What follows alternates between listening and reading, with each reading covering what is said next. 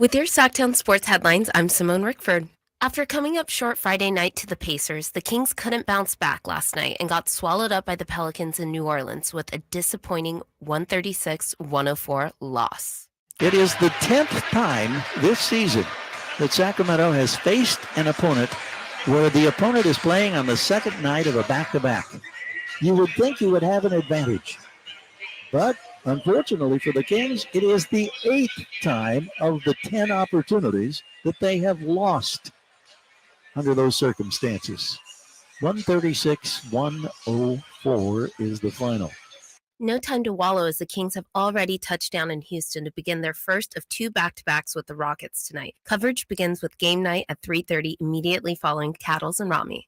Around the NBA and ahead of Thursday's trade deadline, the Dallas Mavericks went all in for Kyrie Irving Sunday morning in a captivating trade agreement. Trade details include sending Dorian Finney-Smith and Spencer Dinwiddie to Brooklyn, as well as an unprotected 2029 first-round pick and multiple future second-round picks in exchange for Irving's one-way ticket to Texas. The move comes just 2 days after Irving requested a trade from the Nets. Those are your Sactown sports headlines. I'm Simone. Happy Monday. Welcome to Cattles and Ramie.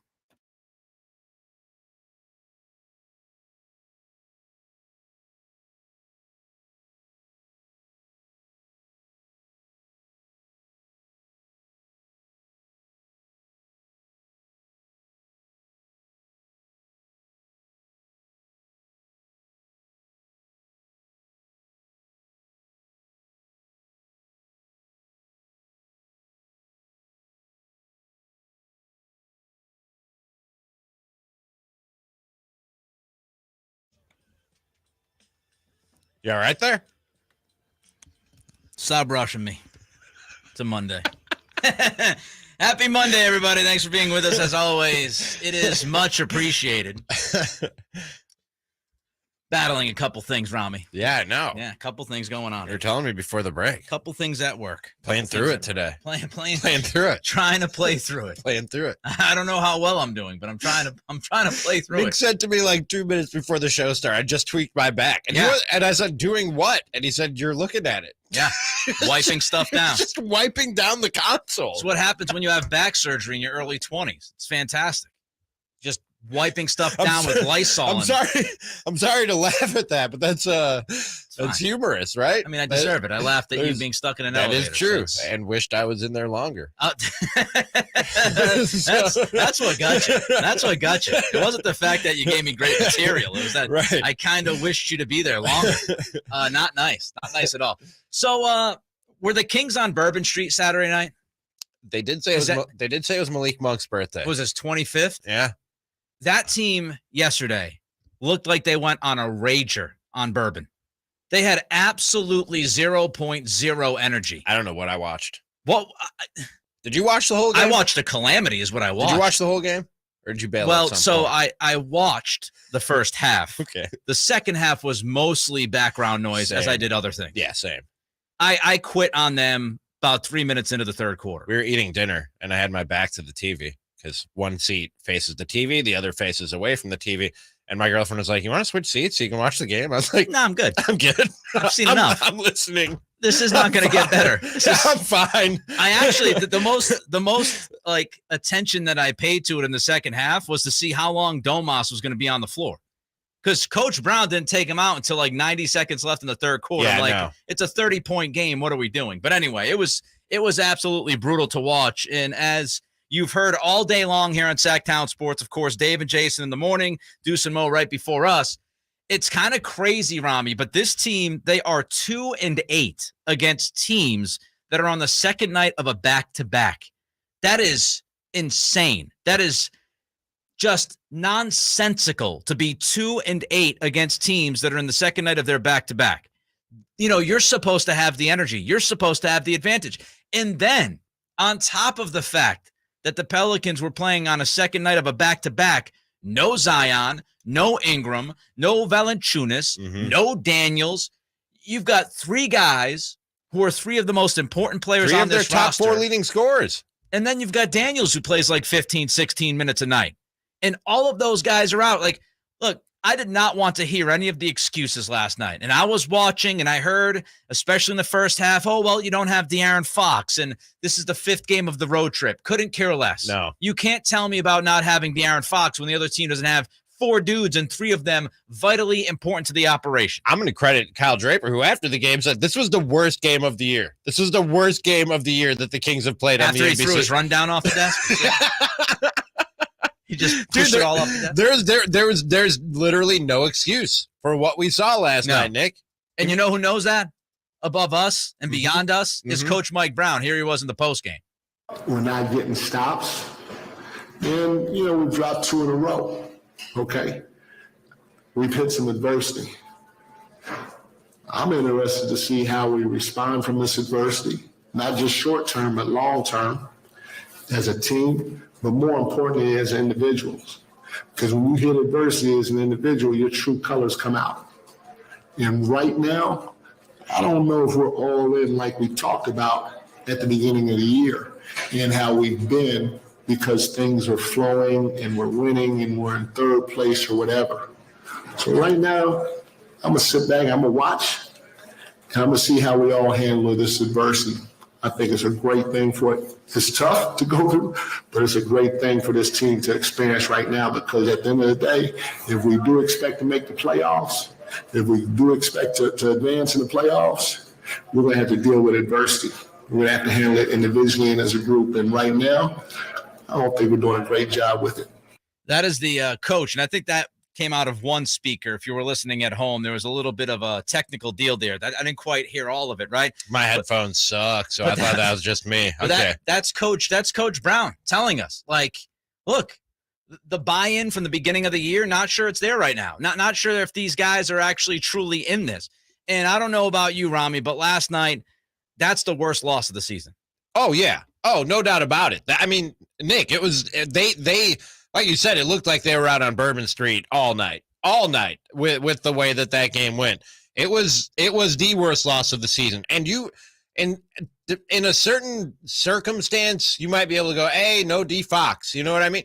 If this was a healthy New Orleans team and they got run up and down the court, you could maybe look at it and go, hey, no D Fox. And take the beating and not really think about it. Move on to the next one. Like you said, Nick, missing 3 of their top 4 scorers on the second night of a back-to-back. They've lost 3 games. You said they're 2-8 against opponents on the back end of a road trip. They've lost 3 games on this road trip to opponents playing the second night of back-to-backs. Like, a 7-game road trip is not easy, and you never like to see that on the schedule. But when you look at who they had on this 7-game road trip, and the way that the schedule makers stacked it to get all these teams on the back end of these back-to-backs, they did them a favor. Yeah. They made this 7-game road trip as easy as they could make it, and the Kings are making it harder on themselves. And now you have the second night of a back-to-back tonight in Houston. So now you've got to go through it and find somehow, some way to give all the energy that you failed to give last night. De'Aaron Fox will reportedly be back tonight, but I mean, It was a lack of energy. There was no resistance to drivers. I was just going to say. No resistance to drivers to the paint. There was a lack of force. And I just kept thinking about that one word last night watching that game, force. The Kings had no force to their play. They showed no force defensively. They showed no force offensively. Everything was laissez-faire, la-di-da, no big deal. And they did not push back. They did not fight back. And the team that was on the second night of a back-to-back, down all the guys they were down, they're winning the 50-50 balls. Like, that kind of stuff can't happen. You can watch the Indiana game on Friday night like I did while Kelly and I were out just chilling, and you could watch that game and you can say, well, okay, they had, 20 turnovers. They're playing without Fox. That's the kind of game that you might be able to say, yeah, you want to win that and you should win that, but losing by a possession or 2 on the road, those games kind of happen without one of your best players. Last night, no excuse. That was bad across the board. No starter had more than 12 points last night. Ramie, the starters were outscored in the first half 39-13 by the bench. Do you have the box score in front of you right now? I don't. Okay. What do you think the best plus-minus was in the starting lineup? Just off the top of your head, the number. What do you think was the best plus-minus of all 5 guys in the starting lineup? I'll go -10. All 5 of Sacramento's starters were minus 28 or worse. Wow. Minus 28 or worse. Wow. And That's terrible. I said this before. Like, plus minus isn't the be all end all, and a lot of people put too much weight into a plus minus. But when it's really good or really bad, that tells you something. Yeah. And when all 5 of your starters are minus 28 or worse, I don't know how you don't call that the worst game of the season, especially considering they were without 3 of their 4 best players. They shot 26% from three-point land last night. And here's the thing. On an individual game basis, that's obviously bad. Oh, my goodness, 26%. The last 5 games, this is a team that has shot under 30% from 3. This is now 5 games where these guys just are not shooting well. And I do think some of that can be legs. I do think we're at the part of the year as you're getting closer to the All-Star break, guys are running a little bit ragged. But under 30%, 26% last night.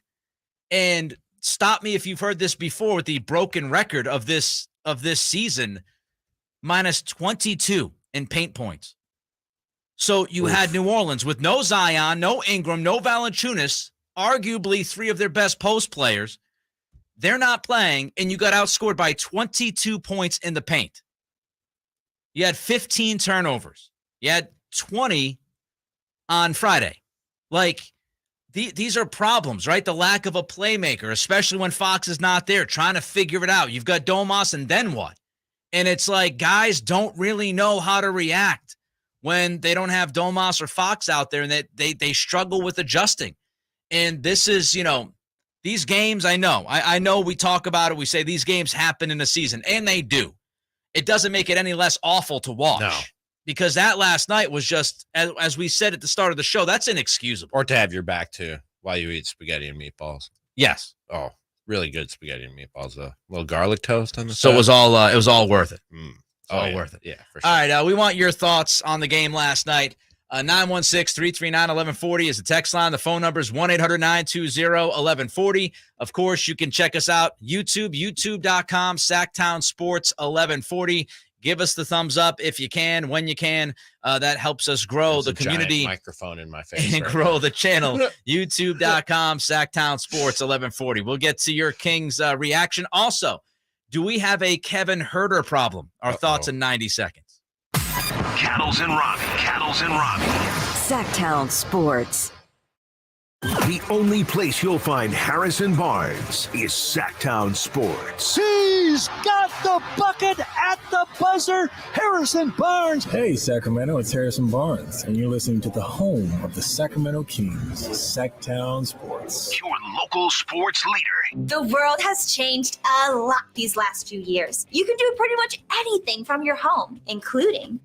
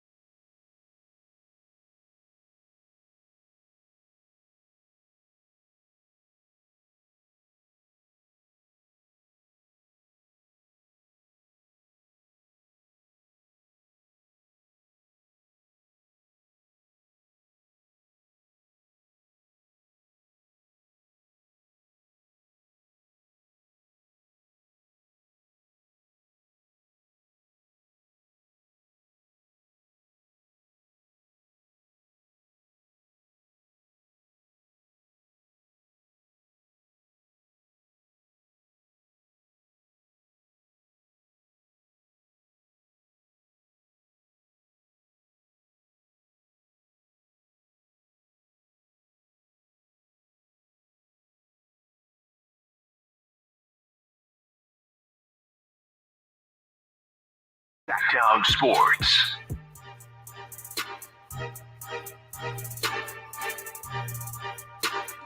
.214 on this Monday. Time check brought to you by West Coast Men's Health Acoustic Wave Therapy. What is with this show today? You threw out your back, wiping down the console? Yes. I almost choked on water, literally, as the commercial coming back. Did you hear me? Yes, I heard you. I was wondering what was happening. Yeah, I wrong popped pipe. my microphone on. It was the old wrong pipe. The old wrong pipe. The old wrong pipe blues. We all watched the game last night. We're all out of sorts today. Throwing my back choked out. Up. We're all choked up and hurt. I got a stomach thing going on. Popped a couple of Pepto on my way to work today. Oh, I'd like to solve the puzzle. Oh my goodness! It's the Kings. All They're sorts of stuff all is happening. Here is TCG, YouTube.com. Officially confirmed. Team has not looked the same since Monty signed the extension. Offense, MIA. Yeah, they're struggling shooting the basketball. I mean, that's a big problem. And they've been struggling for at least the last 5 games, if not more. Yeah. Just gave you the stat. Last 5 games, 29.4% from 3. Not good enough. Before we get to Kevin Huerter. 26% last night. Brutal. Good. Before we get to Huerter and more of your reaction, Fox, as I said, seems to be back tonight. He is not on the team injury report. He was out the last couple of games due to personal reasons.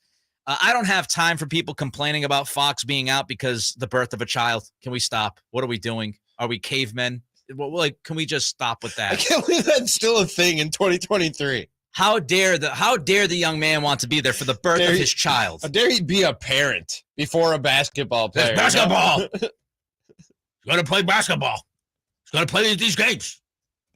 I wonder if these guys are really going to work while a significant other is giving birth. Dad, were you there? Child. Dad, were you there at my birth? No, sorry, son. I had to go play a Pelicans game. I was on the schedule that day. So, these things happen. Sorry, Reese, you're out of luck. Go it alone, honey. Love you. See you when I get back home. I knew I was going to see you the next day. What's the big deal? I'm going to see you every day for the rest of your life. I mean, come on. Yeah, come on. Oh, it's a baby. I need to see you the first thing you come out into the world. So ridiculous, man. Let the man be a father, okay? Can we allow that in this world? Meanwhile, I think Fox did get some news that was good news, hopefully for him, aside from obviously being a father once again. Steph Curry, leg injury, not great news for the Warriors or Curry, but this could end up being good news for Fox as far as the All-Star team goes. We're going to get a timetable on Curry within the next couple of days, the Warriors said in their release, but he's going to be out at least a couple weeks. So Curry not in the All-Star game opens the door wide for either Fox or Anthony Edwards. And I think it's got to be Fox, right? And I'm not saying Anthony Edwards doesn't have a strong case, but the consensus seemed to be, Nick, on social media, wherever you were on the day that All-Star reserves were announced, that the first snub, maybe in either conference, really, although there were some pretty big names that didn't make it in the East, but especially in the Western Conference, the number one snub in most people's eyes, to me, I think, seemed to be De'Aaron Fox. De'Aaron Fox was trending on Twitter, and not just in Sacramento. He was trending on Twitter nationally the day that they announced the reserves, because so many people were pointing out that he should have been on that All-Star team. I love Anthony Edwards, man. I love watching that young man play basketball. I think he's got a lot of All-Star games in his future, and he has a strong case this year. But for me, it's clear-cut De'Aaron Fox. I don't know if that's just the bubble effect I talked about. No, I think it's Fox, and I think, all the national pushback that we saw as soon as the team was announced, saying, how could De'Aaron Fox not be on this team? I think he gets in, no doubt about that. I think it has to be De'Aaron Fox. Before we get to boycott if they don't make it. That's right. Before we get to you got Malik wanting to boycott. Malik didn't boycott last night. He played okay. I think even Anthony Edwards said he thinks that De'Aaron Fox should be the one to get the spot. Edwards said he was not surprised by missing the team, but he was actually more surprised by Fox missing out on the team. Oh yeah, that was his remark. Before we get to Kevin Huerter, let's go to George. George wants to talk about the Kings. Hey, George. Well, thank you so much for taking my call. For a while, I thought our number one need is an athletic big that'll be a rim protector. But now, in the last 10 games, especially in the last couple of games, the Fox is missing. I honestly believe that our number one need right now is a backup point guard. I don't think that Mitchell is cutting it.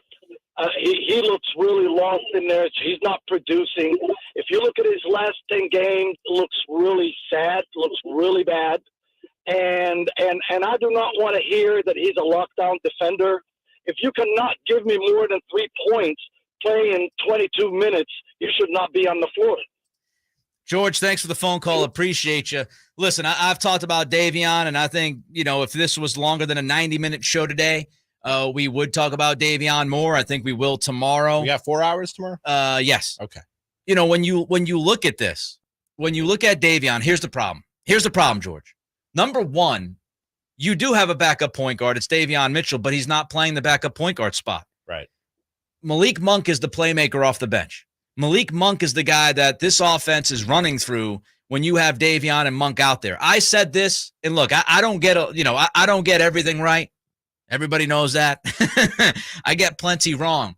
But I said at the beginning of the year, as soon as I saw how Malik Monk was being deployed by this coaching staff and that he was going to be the playmaker, I said then, I've said it throughout this season, and I'll say it again right now.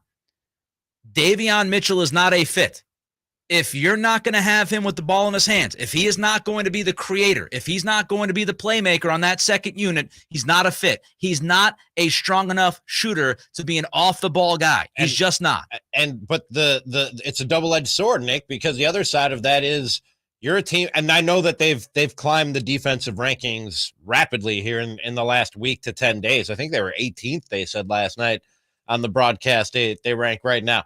But even that being said, you're a team that's been defensively deficient all season long, and Davion Mitchell is arguably your best defender. I don't know if it's still the case, but we were talking about that stat last week that their lineup of their 4 starters plus Davion Mitchell in for De'Aaron Fox is their best defensive lineup and one of the best defensive lineups in the entire NBA. That's the type of defensive impact that the guy has. So I don't know where the breaking point is or where the 2 points cross on the sliding scale of Davion's putrid offense and his excellent defense, and when it becomes too much of a hindrance, what he can't do on the offensive side of things.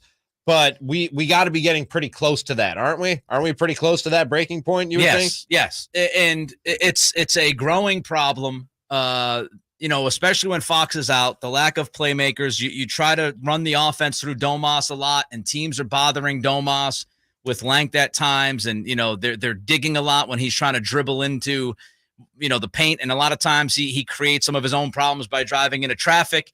Fox, I was just talking about this with Chris Watkins before the show. There were numbers several weeks ago that I wanted to bring up on the show, never got to it.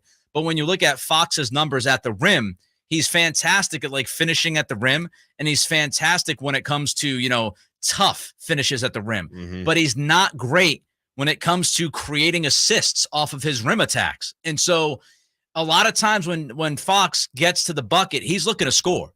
And sometimes it would help if he sprayed it out for an open three. Speaking of threes, Kevin Huerter last night, 10 points, 3 of 8 from the field, 2 of 7 from 3. Speaking of threes, Kevin Huerter, the way he's been shooting the ball lately. Speaking of threes, I didn't say speaking of making threes. I said speaking of threes. Kevin is shooting 23.5% in February from the 3-point line. That's 3 games.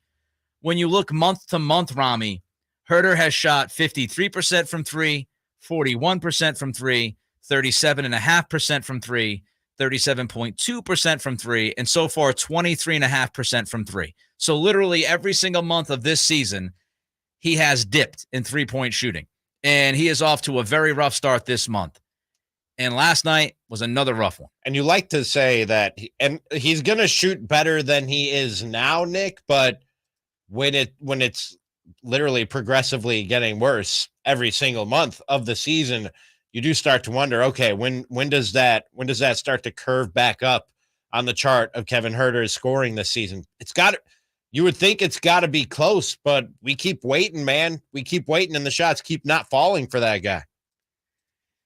And it's tough. It's tough to watch this team when Keegan and Kevin are going through what they went through last night and can't throw it in the ocean. It's especially when you don't have Fox. We all see what happened. No Fox, and Huerter and Keegan just being abysmal the last couple of nights. Even with Fox, you usually need at least one of those two guys to step up and have a decent night. YouTube.com, Sactown Sports 1140. You can swing by the YouTube channel if you like what we're doing here. Give us the thumbs up. More likes means more eyeballs. We can build this community. We can build the YouTube channel. So please do that when you swing by YouTube.com, Sactown Sports 1140. Should the Kings be worried about the Mavs now that they have Kyrie Irving? We'll talk about that deal coming up next. Cattles and Ramie. Sactown Sports. Sactown Sports goes 100%.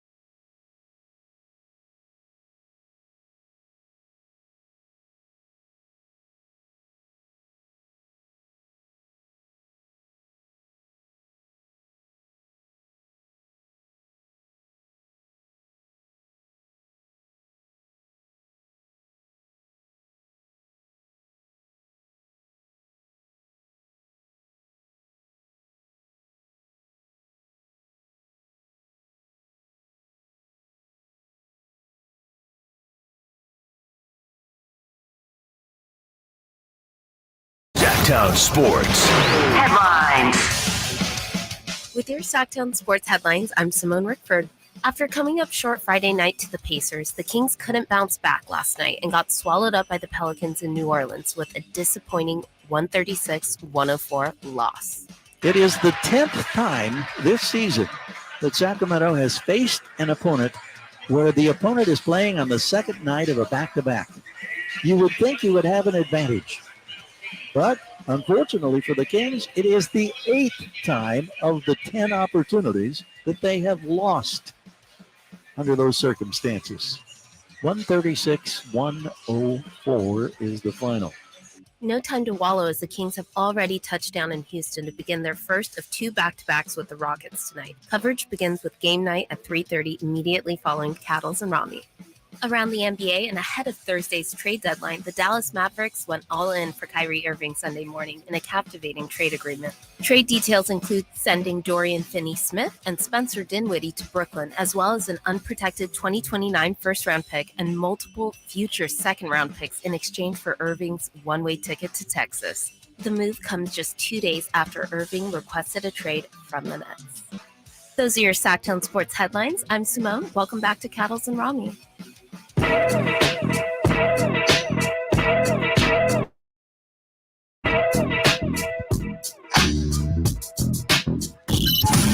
With you 1 mile at a time during the afternoon drive. Cattles and Ramie. Sactown Sports. All guests come to you from the Folsom Lake Honda Hotline. Folsom Lake Honda, your one-stop Honda shop. So Kyrie Irving is on his way to Dallas, Ramie. On Friday, This dude. I talked about, you were not here on Friday, I talked about Kyrie requesting a trade. I did not think it would take about 48 hours for him to be out the door.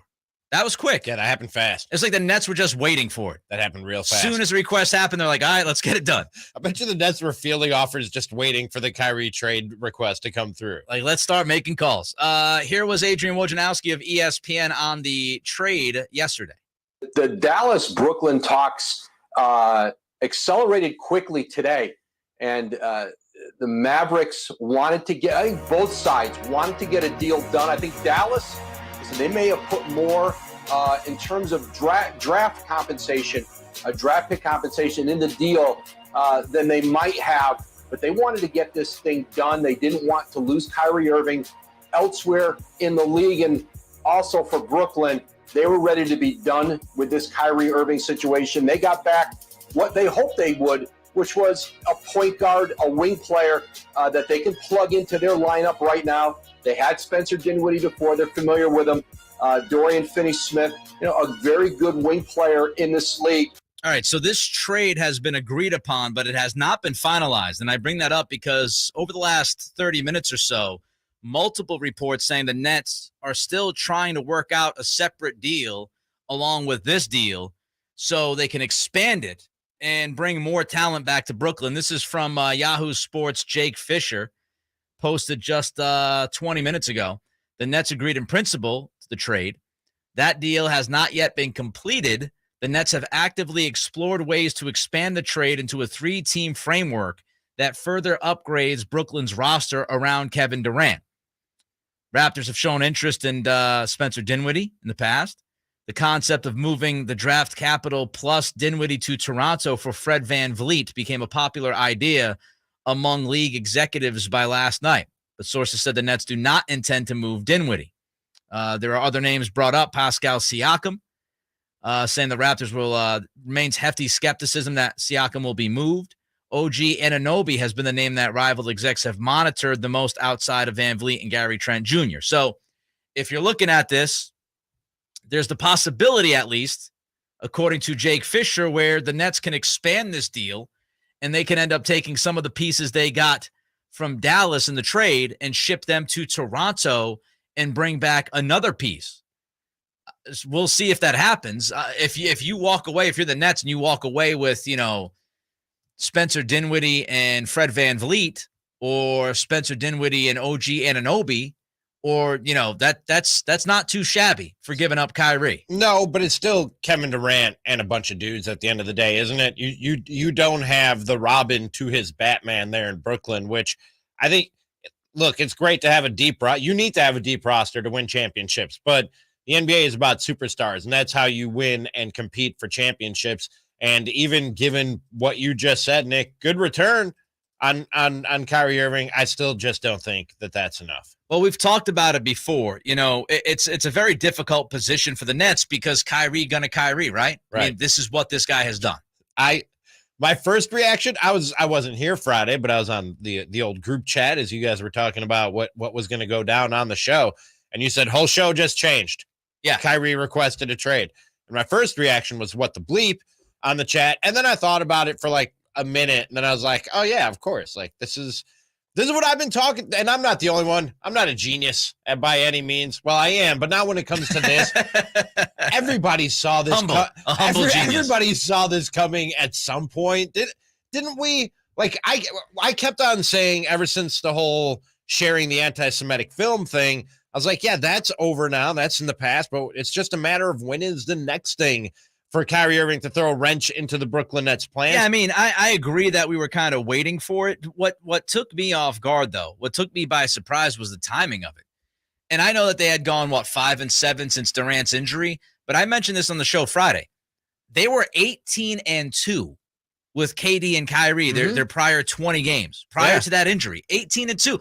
They were arguably looking like one of, if not the best team in the Eastern Conference for like a full month. But when it makes the least sense, that's when Kyrie acts. That's when Kyrie strikes. You know what I mean? And it's not. That's true. He just pulled the ultimate distraction or whatever, and just pulled hit the eject button and removed himself from the situation entirely. I don't know how many teams are going to keep on investing all these assets and all this money in this dude and thinking he'll be different for them. He's an amazing basketball player, man, and he does a lot of great stuff off the court too, but he just can't be relied upon to play basketball for you and to not be a problem in your organization. The history is the history. The resume is the resume. Here's Brian Windhorst from ESPN. Nobody breaks up big threes like Kyrie because they had a championship core in Cleveland. People forget that 2017 team, his last year there, was maybe the best team LeBron's ever had. And they just ran into the buzzsaw of the Warriors. He broke that up because he wasn't happy with it. I know that Jaylen Brown wasn't Jaylen Brown now, but he had Jaylen Brown and Jason Tatum with him in Boston. He broke that up. And then he comes and gets a dream scenario in Brooklyn where he actually is sort of the leader of that group. It was unlike Cleveland and unlike Boston, where he was able to pick it and he was able to control the head coach and he was able to control how the roster is put together. So he has no more excuses there. And he blew that one up. I hate this trade for Dallas. Me too. Number one, I don't think it's a great fit. I don't think Luka and Kyrie are a great fit together. Both guys enjoy the basketball in their hands. Neither guy defends. Neither guy really wants to defend. No. So I don't think it's a great basketball fit. You just look at this, and Dallas had Jalen Brunson. All you had to do was re-sign Brunson, and you would have had Brunson and Luka, and you could have moved forward. Brunson doesn't have a long history of just absolutely imploding teams from within like Kyrie does. So instead of just signing Brunson, you give up assets and you bring Kyrie in. Kyrie does not fit with Luka. At least I don't think he's going to fit with Luka. You make your defense much worse because you trade Dorian Finney-Smith, and that guy is one of your better defenders. So now you got a leaky defense. They included Ramie in this trade, a 2029 first-round pick, and Luka's only signed for the next 3 years. And there have been rumblings within the NBA that Luka is eventually going to leave Dallas to go to LA or Miami or one of those bigger markets. If that's the case, who knows what that 2029 unprotected first-round pick is going to look like? And you don't even have an extension agreed to with Kyrie Irving. You could have given up all this for this guy to be a rental. And would it surprise anybody if Kyrie Irving was, for some reason, not happy in Dallas and wanted to move on at the end of this season, leaving them holding the bag and sitting there with nothing for everything that they gave up? I'll do you one better for Kyrie Irving. You could sign him to, let's say, a 2 or 3 year extension. He could still want out in a few months. Still want out next year. Even if he signs an extension, he's going to turn around and say, you know what? I kind of don't like Dallas. It isn't working out. Send me to LA. I want to go play with LeBron. Let me finish my career with Brown. What he always do. My baby boy did what he always do. That's what Kyrie Irving's dad is saying right now. He did what he always do. It's Kyrie's dad. Like, if you're the Mavericks, you have zero confidence in this guy saying, you know what, I'm going to hang around. I'm going to hang around. And you actually might have just sped up Luka's clock. Like, if you're Luka, to me, Luka is like the antithesis of Kyrie, right? Like, Luka's been loyal. He's a guy who just like is nonstop compete. He's not full of drama off the floor. Show up and ball. He's not causing friction with all of his teammates. And now he's got to deal with Kyrie Irving. You know what I do like about this though? Is sad LeBron. We'll get to that a little bit later. Sad LeBron. I do because that's a whole. I enjoy emo LeBron. That's a whole thing. That's a whole thing. The emo LeBron thing. And did you notice that LeBron ran to ESPN to have a sit-down interview? Sure did. Took him less than 24 hours. Sure did. He's sitting there going, wait, Kyrie went to, all right, give me my phone. He called ESPN and was like, we got to talk about this. Tomorrow. When do you want to do it, LeBron? You're going to be a busy guy. Tomorrow. When are you free? I'll hook up a Zoom if we got to. I want to talk about here. This. He can't help himself. So, yeah, I hate the deal for Dallas. I absolutely hate that. Same. Deal. And look, I love it because that's another team in the Western Conference that's going to fall apart. And I agree with you, Nick. I don't think it's beyond the pale to think that Luka could ask out very, very soon from that situation if this goes as bad as it looks like it could go. That's another team the Kings don't have to worry about if all those dominoes fall. The absolute best word that describes everything when you just talk about Kyrie wherever he is just volatile. Yep. It's a volatile situation. At any moment, he could walk in and destroy a locker room. At any moment. You could be on a winning streak and he could walk in and ruin it. It has no bounds. And so if you're like a Luka, 18-2 with the big two in the lineup. How about KD, who just he embraced the idea. Like he believed Kyrie. He believed that this was going to be different because Kyrie recruited him. Kyrie recruited him to Brooklyn. It was all going to be different. No, it's never different with Kyrie Irving. No. Never. No. In Dallas now, you Mark Cuban's obsession with adding another star with Luka, to me, it just screams of a desperate move by the Mavericks. And, I mean, all you got to do is a quick search of what Mark Cuban had to say when the whole anti-Semitic film thing went down. And this seems like a pretty quick flip for Mark Cuban and the Mavericks. 27 points a night. YouTube.com, Sactown Sports 1140. Give us the like. Craziest NBA story that came out over the weekend is coming up. Cattles and Ramie. Sactown Sports.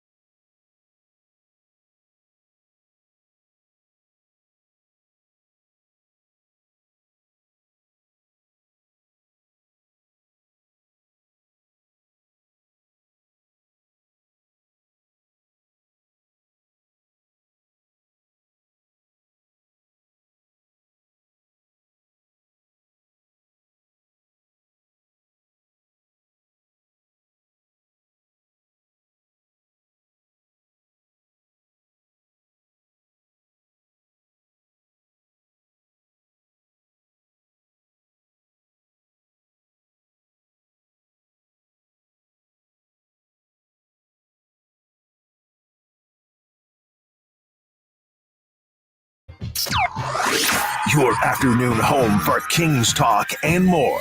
This is Cattles and Ramie on Sactown Sports. We have an absolutely banana story to talk about. So the Grizzlies are 2-8 in their last 10 games. They're 11-16 on the road. But they had a bigger problem pop up over the weekend. This report from our friend Sam Amick, to go along with Bob Kravitz in The Athletic. Did you read this thing in its entirety? I did, yeah. All right, so this is a little bit long, but stay with me here. Stay with me. It's worth it. Here's what Amick and Kravitz wrote over the weekend. Following a game between the Pacers and Grizzlies on January 29th in Memphis, acquaintances of Grizzlies star Ja Morant aggressively confronted members of the Pacers traveling party near the team's bus in the loading area of FedEx Forum, and later someone in a slow-moving SUV, which Morant was riding in, trained a red laser on them. The two members of the traveling party who spoke to the Athletic said that they did not see who shined the laser from the SUV. They also don't know if the laser was attached to a gun, but they believed it was. A Pacers security guard in the loading area at the time remarked, quote, "That's 100% a gun," unquote. The Pacers did alert the NBA. League spokesperson Mike Bass told The Athletic the league probed the matter. So here's what happened during the game, Ramie. Several Pacers and Grizzlies team members verbally sparred, and Morant's father, T, and one of Morant's longtime friends, Devontae Pack, also directed comments at Pacers players. What is going on with T. Morant? I don't know. You know, Shannon Sharp, we talked about this a week or two ago. But got into it with T. Morant too. That was one thing, because Shannon Sharp is a bystander himself. You know what I mean? Right. And if I'm a bystander and a family member is playing and another bystander starts drawing at him, I might say something. You know, so that was that. I won't say reasonable, but at least made some sense. That he was like, "Hey man, why are you talking to my son? You don't need to be talking to my son while he's out there playing." This one here, I don't know. I don't get it. I don't get it. This dude. He's interjecting himself into the action a lot. Like, let the players play. Like, what are we doing? And Devontae Pack, this friend of Ja, like, let your guy play, man. Like, whatever happens on the floor happens on the floor. Let the guys handle their business. You don't need to jump in. In the third quarter, Pack walked onto the court and directed expletives at multiple Pacers players. A game referee interceded, called arena security, and Pack was removed from the floor. So this guy Devontae Pack not only was yapping back and forth to players, he actually walked onto the floor. Who does he think he is? What does he think this is? He's Ja's buddy. I could do what I want. I'm with Ja. Apparently, after the game, the Pacers players, coaches, and support staff entered the loading area to board a team bus. About 30 to 40 yards away from the bus were two parked cars. Pack and 4 to 5 other men emerged from the cars, walked to within 30 feet of the Pacers group, and began shouting at them. According to the sources, the remarks directed at them by Pack and others included, "Come get some of this, and you don't know how we roll, and I'll show you what I got." Some Pacers players and others yelled back at them, according to the two people present. Pacers, NBA, and arena security got between the two groups. The verbal sparring continued intermittently for approximately 15 to 20 minutes. These guys are beefing for 15 to 20 minutes. How does it take that long outside the arena for security to make this stop? Well, it took 15 to 20 minutes until Morant showed up, apparently. And he entered the loading area. He, Pack, the guy who apparently also walked onto the floor, and others dispersed into two vehicles. Morant, Pack, and one other person got into an SUV, sources said. The first vehicle turned toward the bus before exiting up a ramp and out of the arena's loading area. The SUV moved toward the Pacers bus, turned, slowed, and that was when members of the Pacers traveling party noticed a red laser coming from the car and being trained on players, coaches, and others. NBA banned, if you're wondering, banned some from attending games at FedEx Forum. I'm guessing Devontae Pack was on that list. He was, yeah. Ja tweeted, "Did an investigation seen they were capping? Still let an article come out to paint this negative image on me and my fam and ban my brother from home games for a year. Unbelievable." So Ja's coming out saying this is all crap. This report's crap. None of this is true. The NBA investigated, and the NBA decided to ban some of these guys from the arena. So the NBA, not that they found anything about the red laser, but They saw the activity in the arena and said, well, the least we can do is get rid of that dude. We can't allow him to be at NBA games. Yeah, I was going to say that walk onto the floor. That Pack dude, he should be banned for a year at least, just for walking onto the floor and exchanging words with players. That anybody who did that, I don't care if you know Ja Morant or not, dude. You're lucky that's all that happened is that you were banned and you weren't taken away in cuffs. You can't walk on the court and start talking trash to players, even if this thing after it turns out to be totally fabricated, not true at all. He should be, that alone earned him the ban. Forget what happened after the game. How is Ja Morant going to even say anything about that? Yeah, Ja Morant looks silly coming out and saying, "Oh, you banned my brother for a year from the." Yeah, dude, tell your buddy to not walk onto the floor and start cursing at players, and the NBA would not be, suspending him from an arena. You can't have that. No, and I don't think that the Pacers are throwing out accusations like that just willy-nilly. You know what I mean about the red laser beam coming out of the vehicle? They're not just throwing. What, they want to get Ja Morant suspended? They're going to these links to get Ja Morant suspended? To what end would the Pacers make up that? They're not story? even in the same conference. You know what I mean? So right. You don't even get an edge in the standings. To what end do you make up that story if you're the Indiana Pacers? And Yeah, multiple players on that bus saying they saw that. Yeah, why would you bring up the red laser if it's just completely fabricated? Now, again, nobody said that it was a gun. The security guard said that's 100% a gun, but the people who spoke to The Athletic said, we don't know if it was a gun. The guy from the Pacers security said it was a gun. We're not saying that. Just a crazy story. Here was Taylor Jenkins, head coach of the Grizzlies, talking about the investigation. Yeah, I mean, that was addressed internally, aware of the investigation of the NBA, did a full-on investigation. We were fully compliant with it, and I think they came out with a statement saying nothing was corroborated or found. So, that's what I know, and that's all I'm going to comment about. Just a weird thing. I hope it's not true. And if it was a gun, man, what are we doing? Because that's over a disagreement at a basketball game. What are we doing? You know how we're always saying basketball fights ain't fights? Let's keep it that way. Yeah. This is over basketball? I mean, all this is over. If somebody was pointing a gun, you just pointed a gun at somebody over basketball. Think about that for a second. Somebody just pointed a gun at somebody else and threatened a human life over basketball. Stop it. And Ja mostly, I mean, maybe I'm forgetting something here, but Ja's been pretty clean off the court. I mean, there's not a lot out there saying, Ja's a troublemaker. He's doing this, and now he's involved with this kind of crap. Like, I don't get it. I don't get it at all. Up next, who are you more worried about, Keegan or Kevin Huerter? Cattles and Ramie.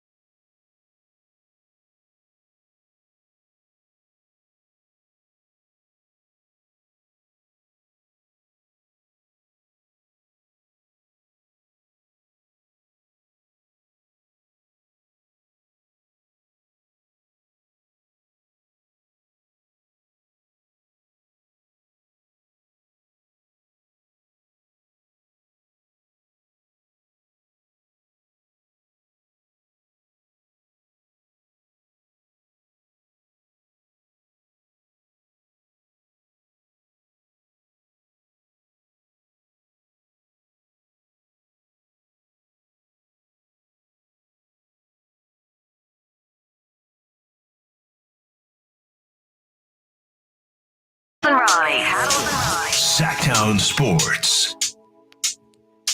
It was all a dream, Ramie. Yes, it was. Did you used to read Word Up magazine?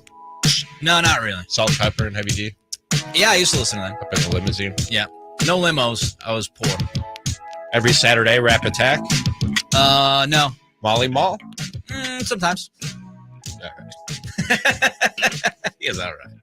I don't want to take this too far. Nothing. I can do the whole song if you really want me to. It's all good, baby. All right. You know what's not all good? The Kings right now. Last night was a rough one. Really rough to watch. That was the worst loss of the season. We all know the particulars, who wasn't playing for New Orleans, the fact that it was the second night of a back-to-back for the Pelicans, which the Kings are now 2-8 against teams on the second night of a back-to-back, which is absolutely brutal. And speaking of absolutely brutal, Kevin Huerter, Keegan Murray last night, Ramie. Here are the stats combined between those two gentlemen. They shot 4 of 15 from the floor. They shot 2 of 13 from 3. They finished with a combined 12 points. Most of that was Kevin Huerter. Frankie Cardicelli, our friend at SactownSports.com, tweeted out, Huerter and Keegan, over the past 5 games, Huerter is averaging 9 points a game. He is shooting 37% from the floor. He is shooting 20% from 3. Keegan Murray is averaging 5.6 points a game, is shooting 24% from the floor, and he is also shooting 20% from 3. So Kevin Huerter, Keegan Murray, past 5 games, they're shooting 20% from 3 collectively, averaging about 7 points a game. And from the field, trying to do some quick math here, that's 61, about 30% from the field combined. Woeful. That's brutal, man. That is absolutely brutal. And you're not going to get back. I don't care, getting De'Aaron Fox back or not. You're not going to get back to winning games consistently and convincingly until those two guys get on track. And we talked about Kevin Huerter in the first hour of the show, Nick, and I don't want to say cause for concern, but you need him to be better. Like I'm saying, you need him to be better for you to be the best version of the Kings that you can be. But more concerning to me is Keegan Murray, man, and for a couple of reasons. One is I think his struggles earlier in the year, and Mike Brown touched on this, and his teammates touched on this. Part of it was just he sort of lost some of his confidence and forgot what he was capable of doing on some level, even against grown men in the NBA. And it took them to build Keegan Murray back up and keep telling him, hey, you're going to be all right. You're going to be all right. Keep doing what you're doing. And I think that confidence is something that is not necessarily set in stone yet for Keegan Murray. And stretches like this can sort of set him back. And we might be looking at a step back for Keegan Murray after a couple of big steps forward with back-to-back rookies of the month. Last night, I thought I heard Katie Christensen say he had not had a field goal attempt well into the third quarter. Like he just stopped shooting. He was put into the game in the fourth quarter, he and Huerter, right? Yes. And I heard Deuce and Mo talking about this earlier today, and I completely agree with them. That's Coach Brown saying, you got to get going. The only reason to play those two cats in the fourth quarter of a 30-point game is to snap out of it. Is to say, go out there and shoot. Yeah. Get yourself out of this. And Keegan would not even shoot in the fourth quarter last night. Nick, he's down by 30. He's had double digits once in the last 5 games. His last 3 games, he's had 2, 3, and 2 points. 2 of his last 3 games, he didn't hit a 3-pointer. And last night, I'm not saying he just stopped trying, like effort-wise, but he stopped trying to be an offensive force on any level. And you can't have that guy curling up into his shell and not wanting to be a part of the offensive attack. You just can't have that. And I think that goes back to the confidence thing when we talk about Keegan Murray. The other part of it is, I just think, well, first of all, Kevin Huerter is a veteran. And I don't think Kevin Huerter is really shaken by this. And I think he'll just keep on shooting his way out of it, when I don't necessarily know that to be the case with Keegan Murray. But also, I just think Keegan Murray is that much more important to the Kings and them continually getting better throughout this season and making their case that much stronger in the Western Conference, because I've talked about the fact that I think the Kings will be the optimal version of themselves when Keegan Murray has ascended to the number 3 option on this team. Right. And he leapfrogged Kevin Huerter early in the season. Harrison Barnes has sort of been that number 3 option. Now Keegan Murray seems to be taking a step back from making that leap to being the number 3 option with this little setback that he's had here in the last week or so. You expect ebbs and flows for rookies, right? But man, the Keegan dramatic swings have been something to witness. Like, he has literally, when you look back, starting in November, he has like literally been one of the hottest guys on the floor or almost completely invisible.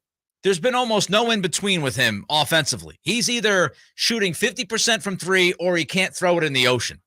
And that's fascinating. I don't know the reason for it, but it's certainly fascinating.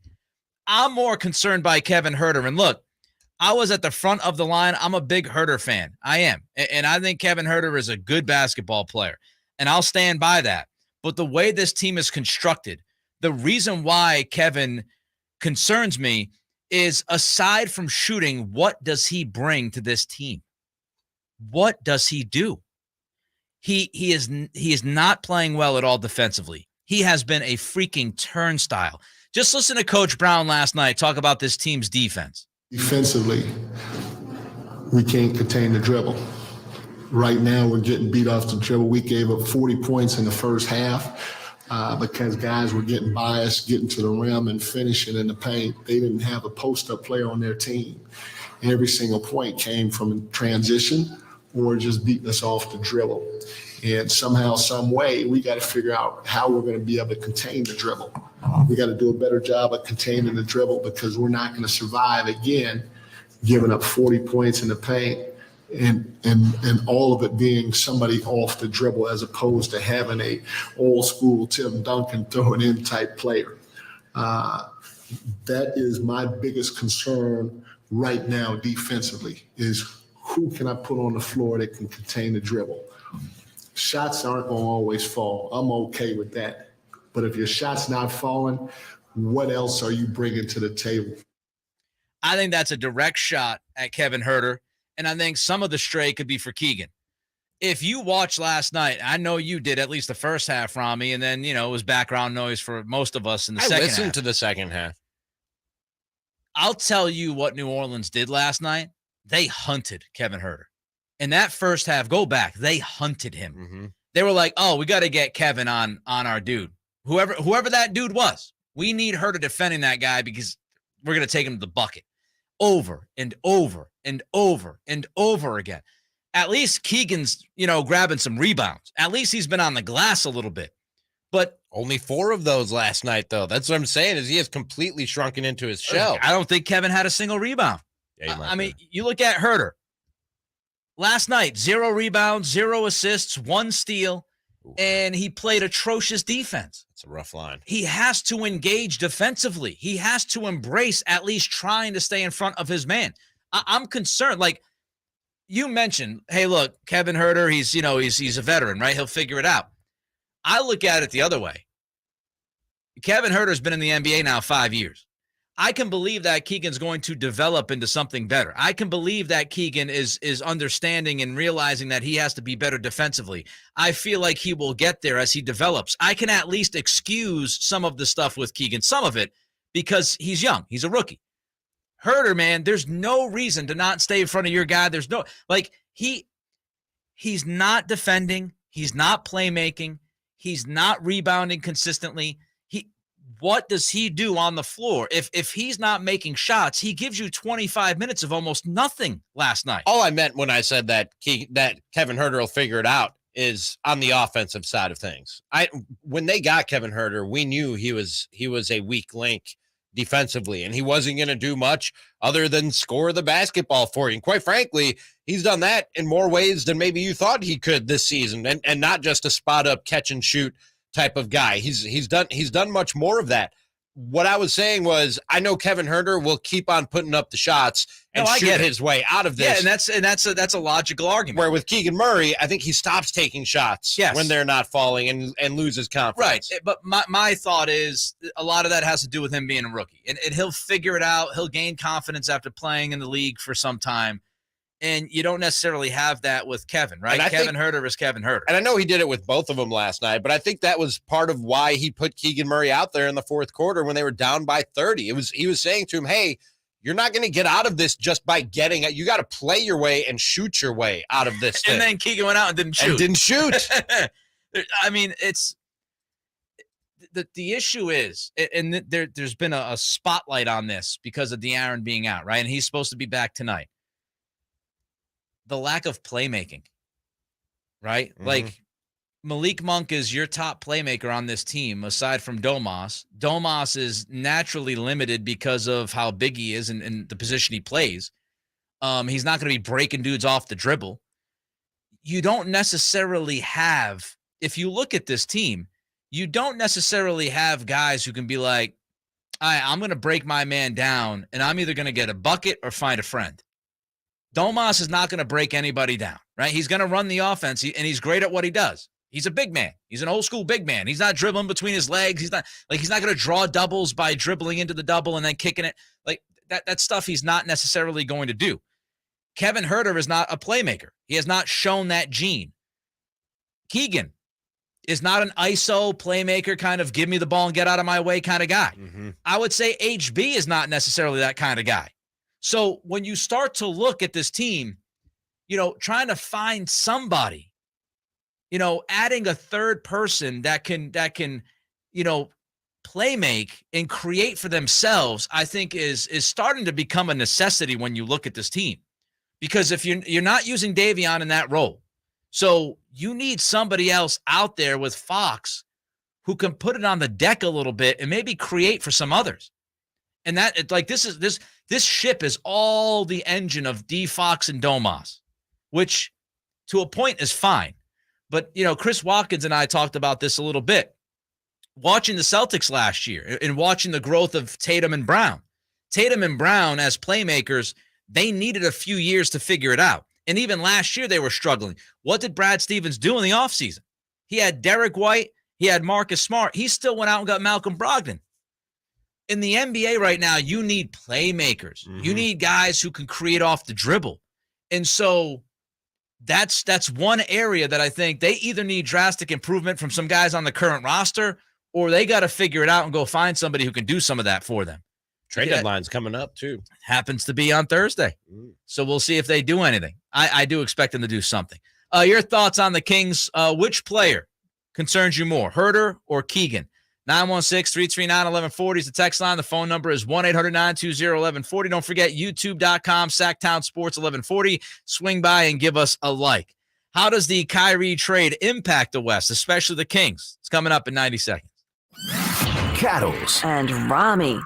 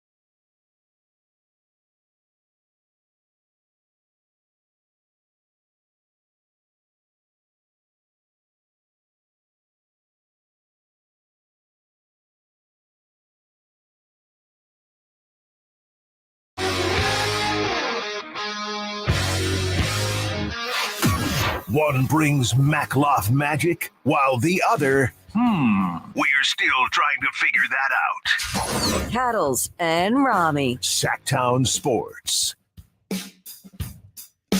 Well, it's official, Ramie. We talked about it last hour. Kyrie Irving to Dallas. It is officially official? Yeah, there were some reports. Jake Fisher, I read the report last hour, and Adrian Wojnarowski also jumped in there saying that, hey, wait a minute. This deal is not finalized yet. The Nets are trying to expand the trade, but it is official. Shams Charania says Irving to the Mavericks. It's done, and it's the deal that we knew what it was. Dinwiddie, Finney Smith, the 2029 first-round pick, and 2 second-round picks in 27 and 29 to the Nets.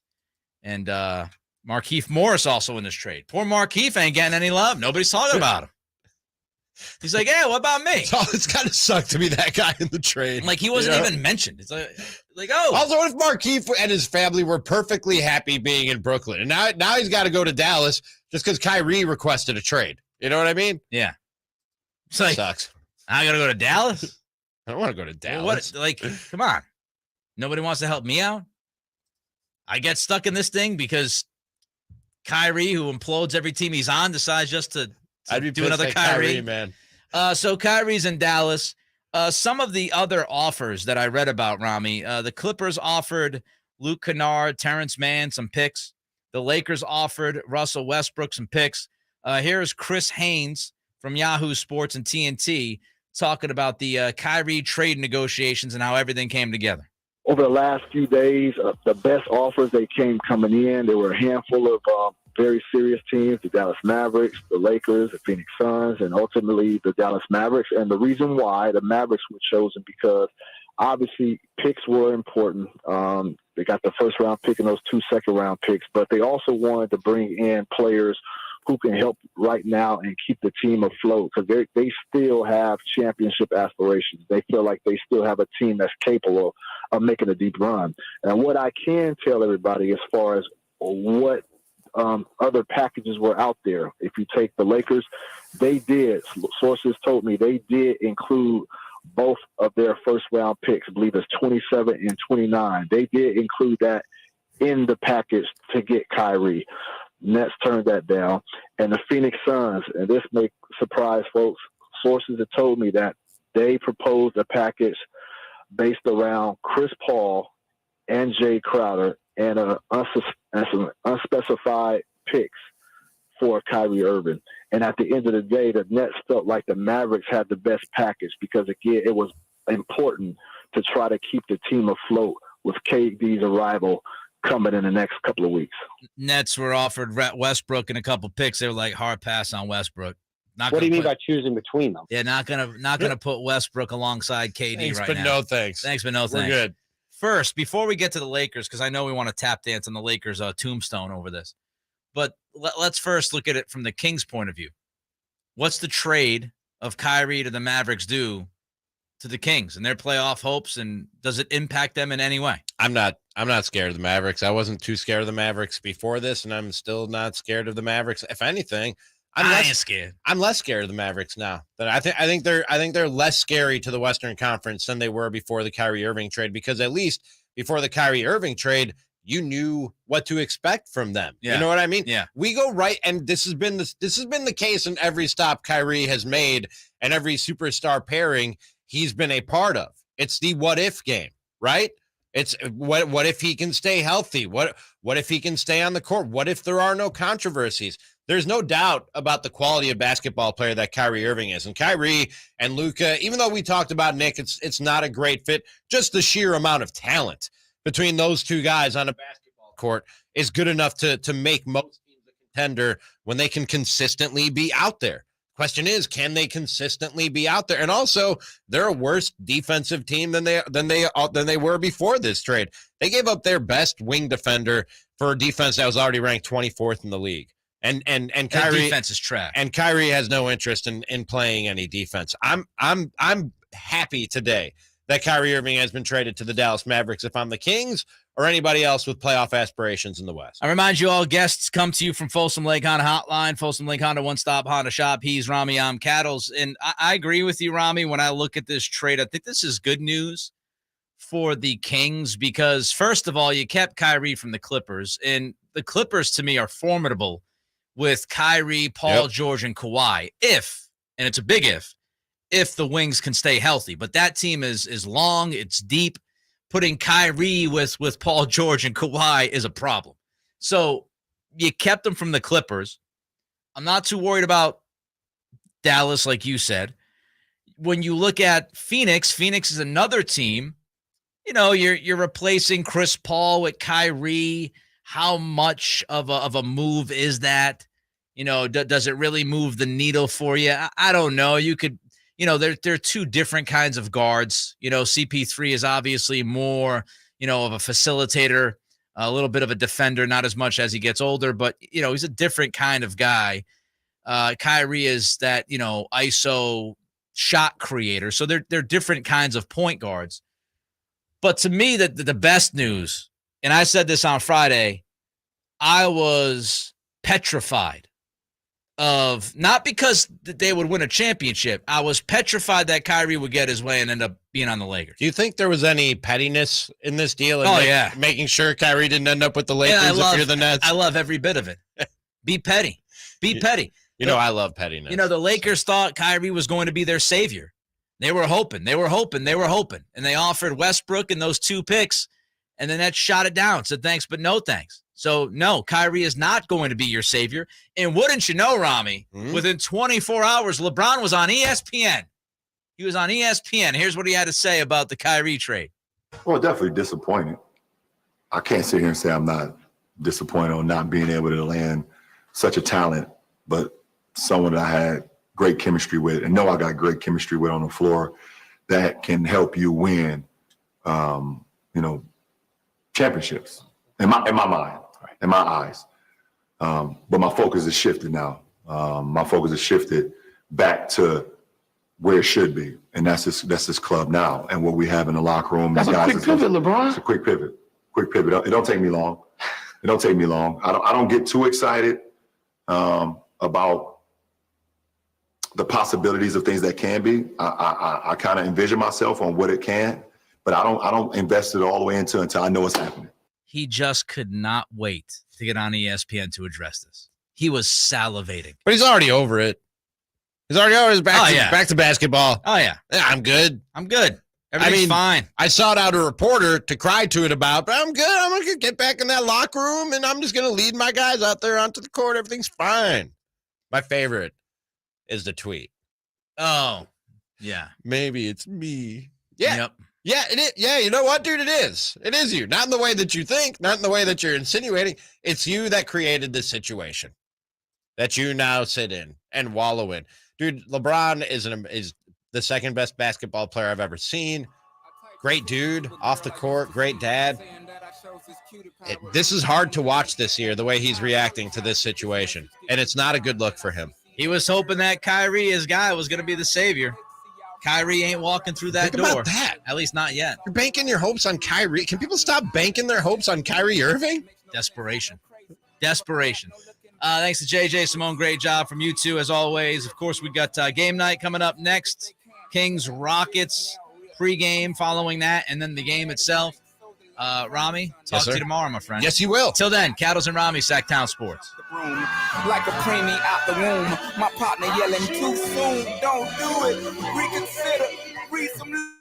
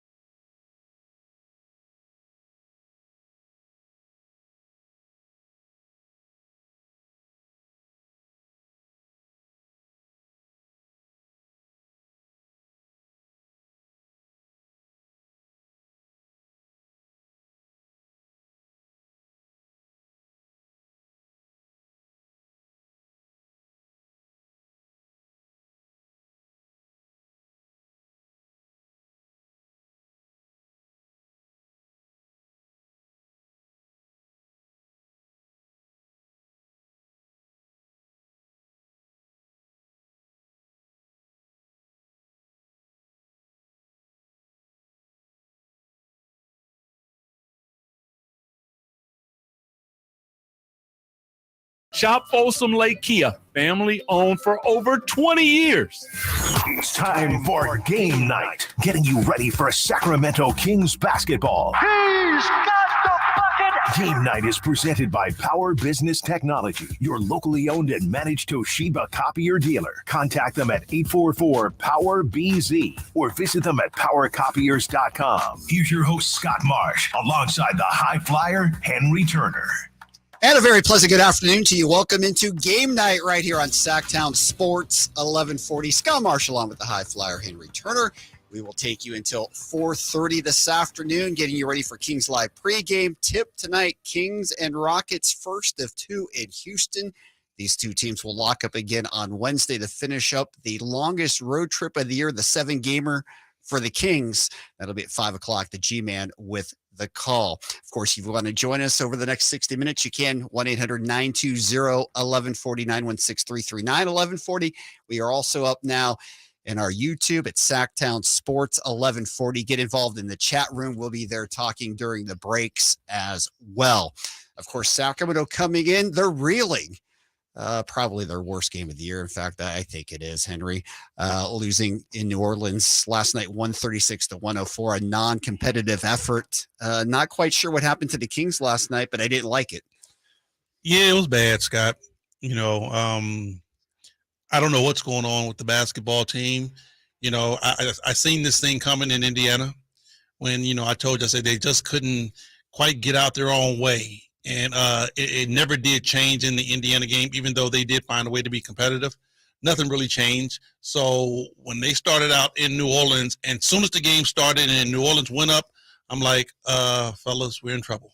Yeah, they went down early. They never fought back and just got blown out. Bottom line, they just got blown out. Now, of course, the good news today, at least seemingly good news, De'Aaron Fox not on the injury report. He should be playing today, and obviously the Kings could certainly use him.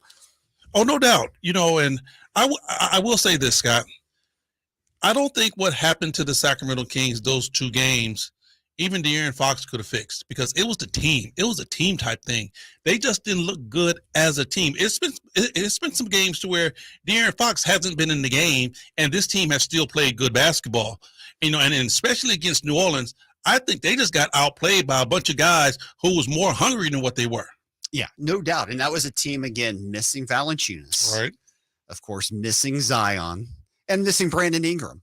But, Scott, those are the scary teams. You know, a lot of fans don't understand. They look at what's going on, and they don't see them, quote, unquote, you know, big-time players out there on the floor. Yeah. But I'm going to tell you what, because I've been in this position. When you are a guy that's still trying to solidify yourself on an NBA roster and let everybody know that you belong in this league, when you get those minutes, sure, man, that's like throwing a steak to a starving lion. You're going to devour that thing. So that's why I said I honestly thought New Orleans came out and they just straight outplayed the Kings. They did. There's no doubt about it. It is confirmed De'Aaron Fox is in Houston. He's available for tonight's game. According to Jason Anderson with the Sacramento Bee, he's getting stretched out on the training table outside the visitors' locker room. So that is great. Great. I mean, you know, when De'Aaron comes back, if he's going to just automatically change out what we've been seeing these last two games, I am with it. Young man, don't ever take off that uniform. Yeah, and of course, we'll have a full report on who's on the floor. That's coming up later in the segment. Of course, after the game last night, Mike Brown had some pointed comments. Well, we didn't get a chance to hear Mike Brown. Well, we're going to get into it here because Mike Brown certainly wasn't happy with the I bet at all. I can imagine. And, you know, basically, you know, wants to see how his team's going to come out and show up again with the adversity that they faced last night. So, again, Mike Brown, the exact quote from the coach was, "We've hit some adversity. I'm interested to see how we respond from this adversity, not just short term, but long term as a team, but more importantly as individuals, because when you hit adversity as an individual, your true colors come out. So right now I'm going to sit back and I'm going to watch. I'm going to see how we're all going to handle this adversity. It's tough to go through, but it's a great thing for this team to experience right now." He also, in that same thing, questioned if everybody was, quote, all in at the moment. You know, so that was some interesting comments. Well, you know, I do see what he's saying on one side, you know, just being an analyst, Scott, and watching that game, I feel the same way he feels. And basically what he's saying is that we've been hit and you've been hit in the mouth. Right. How are you going to respond? I'm not going to come to your rescue. I want to see, are you going to hit back? Right. And tonight we're going to see, are you guys going to hit back, or are you going to come out and cover up that sore that you have because you've been hit in the mouth and just tuck your tail and run? Yeah, and no doubt the Rockets, I mean, they're maybe the worst team in the league too. So you've got that working tonight also. Oh, Scott, don't say that. I don't even know. Stop. I'm tired of hearing that. Though. I'm tired. Come on. You mean to tell me this Rocket starting roster was a worse team than what we saw as the subs come off the bench for the Pelicans? No way, no how. Well, if you just look at the record, they're in last place. No, you're looking at the record. I'm talking about pure talent. Okay, no Kevin Porter tonight for the Rockets. Okay, you're making a better point, but keep going. All right, for the Kings last night, again, Davion Mitchell, he was better than Friday night, but still just 10 points, played 29 minutes. Just, again, trying to get comfortable there. And the Kings, again, just look rudderless running the team right now. I don't know what's going on. I mean, Scott, I wish I could put my finger on it and say, this is the problem, because it will be easy to fix, and it's not just one player. I looked at the totality of everybody that played on that basketball team in that game the other night, and I want to say Davion Mitchell bounced back because he struggled big time against Indiana. He bounced back, but still wasn't, a Herculean-type effort. And then Sabonis had a decent game. He was able to get a double-double. Wasn't an impressive double-double, but he was still able to get a double-double. And then Malik Monk did his thing. Besides that, everybody else looked stagnant. And, it's one situation to where it's kind of unforgivable for me. It's Harrison Barnes. I love Harrison Barnes. Harrison Barnes has been the most solid guy this year on this team. But when your team is going through adversity, because he's a veteran, Scott, when your team is going through adversity, he's one of the oldest guys on the roster. He's one of the most veteran guys out there. He had the championship ring. He done been there. He done done that. But De'Aaron's out. You need something special from somebody else, and he comes out and plays over 25 minutes and goes 1 for 3. Yeah, 3 shots last night. 1 for 3 shots. I'd rather for you to go 1 for 23 than to go 1 for 3, because that lets me know you didn't try. Yeah, 1 for 3, finished with 7 points, 2 rebounds, 1 assist. To me, that's unacceptable. To me, that's unacceptable if you're Harrison Barnes. Now, I'll take that from the rookie, okay? I might even take it from Davion Mitchell, but Harrison Barnes, come on, bro. I mean, De'Aaron Fox is out, so somebody has to step their game up. Right, and this is Harrison coming off arguably his best month as a King last month. Right. Somebody has to do something else extra. And like I said, Scott, if the shots aren't falling, I understand that, because it's going to be certain nights where it just don't drop. But Harrison, bro, we need you. And the time that I need you the most, you're going to give me just 3 attempts? Yep. And, of course, the rook also, Keegan, 2 points, He's 1 of 7 struggling. floor. He is struggling. And the thing of it is, too, Mike Brown challenged him because he had that game where he had 0 rebounds, came and said, what are you going to do on the floor when you're not scoring, right? Right. And he came and he had a couple double-digit rebounding games. Mm-hmm. Last night, 4 rebounds. Scooter, but here's the thing. And like I said, I'm comparing everybody. You mean to tell me if the Kings don't win, the first person you're going to look at is Keegan Murray? Get out of here. No, you're not. You got some other guys that better check off some boxes before you get to Keegan Murray and say, okay, I need you to give me a better effort. Yeah. But he needs to do more. If he's not shooting well, he's got to give you some other stuff. No, definitely. He needs to do more, but I'm still stuck on the 1 for 3. I gotcha. Yeah, no. Harrison Barnes needs more than 3 shots in every game. Bottom line. He need more than 3 shots a quarter, Scott. Come on. I'm with you on that. I totally get that. So the Kings are 29-23 now. They're 2-3 on this road trip. They're still in 3rd place in the Western Conference. It's not like all is lost here. No, I mean, we're talking all. about a couple losses here and a terrible loss yesterday. At all. And, and still can go 500 on this trip. That's why I'm not irate. I see some things that need to be addressed. I see some things that need to be changed, need to be fixed, rightfully so. But at the end of the day, they can definitely right the wrong. All they have to do is go 2-0 with Houston, and they're walking out of this with a winning record for the road trip. Yep. And again, the record for the year on the road is above 500. Right. Hard to criticize. Right. Hard to criticize it. But the thing about it, Scott, is that they're having good times, but that the stale part of the season is coming for them. It's going to be a situation to where they're going to hit another bump in the road. Let's hope their bumps are what we're seeing right now. 2-game loss, you win. Another 2-game loss, you win. Let's hope their bumps are like that. Let's hope they don't hit that New Orleans bump. Yeah, exactly. And that's what you've been talking about all season long. It's not what your home court record is. It's not necessarily what your road record is. You can't go 3 or 4 game losing streaks. Especially right now, because you done came out, you done done something big. You done came out and you done shocked the NBA. You done shocked everybody in the West. You done shocked everybody in the East. And now what you have to do is you have to be consistent. That's where the C word really comes to play with this team now. You have to be consistent, because if you're consistent all the way through, you meet your end game. Yep. And I think this is the thing too. The Kings are 29-23. They're in 3rd place in the Western Conference. But again, as we've been talking about, the margin for error with the parity is so slim. 12th place right now has 27 losses with the Thunder. I mean, just 4 back in the loss column. So you could as easily move up, because Memphis, again, in the 2 spots, only 2 games ahead of you in the loss column, but you could fall fast as well. And see, that's the thing that's really, disheartening when you look at what's going on out there on the floor, and especially these last 2 games. Memphis is only 2 games ahead of you. Yep. If you take care of business and beat 2 teams that's struggling, that quote unquote you're supposed to win, who don't have their all-stars on the floor, who have been losing big time. I mean, look what the Pelicans have done. They were number 1, Scott. Lose Zion, boom. Lose 10 straight. Start going downhill. BI gets hurt, they lose 10 straight. Neither one of those guys were on the floor the other night. Minus Valanciunas. It's like, fellas, come on. You have to take advantage of the low-hanging fruit. You got to knock those guys out. No question. I mean, when Murphy's going for 30 points on you, you know something's wrong. Hernan Gomez coming off the bench getting 22. Come on. These are all guys coming off the bench. Scott, back in my day, we had the same type of scenario, but our mindset was, don't let it be you. Don't let it be your man that comes off the bench and give you Zion type numbers. Don't let that guy that you're guarding give you Brandon Ingram type numbers. You can't do that. Yeah, no, it was a bad effort from the Kings yesterday from start to finish.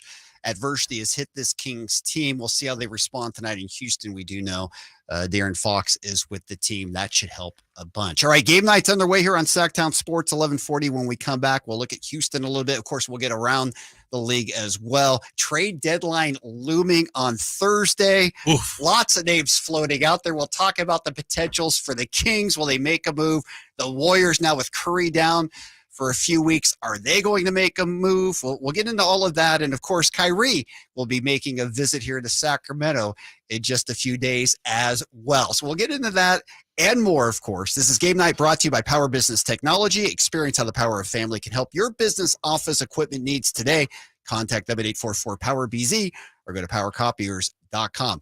More of Game Night right here, Sactown Sports, 1140. Sactown Sports goes 100% live and local. From 6 a.m. to 6 p.m. Tune into Carmichael, Dave, and Jason Ross from 6 a.m. to 11 a.m. Followed by the return of Deuce and Mo. Monday through Friday, 11 a.m. to 2 p.m. Followed by Cattles and Ramie from 2 p.m. to 6 p.m. You wanted more local? We're giving you more local on Sactown Sports. Your local sports leader. Power Business Technology is proud to be 100% independent, locally owned, and managed Toshiba copier dealer. Local ownership cuts out the red tape, allowing ourselves to never be too busy to personally answer the call when our clients need us. Recognized for excellence in service execution, training, and customer service, we're proud to be named a 2022 Toshiba ProMasters Elite Dealer. Contact us today for all of your business printing needs.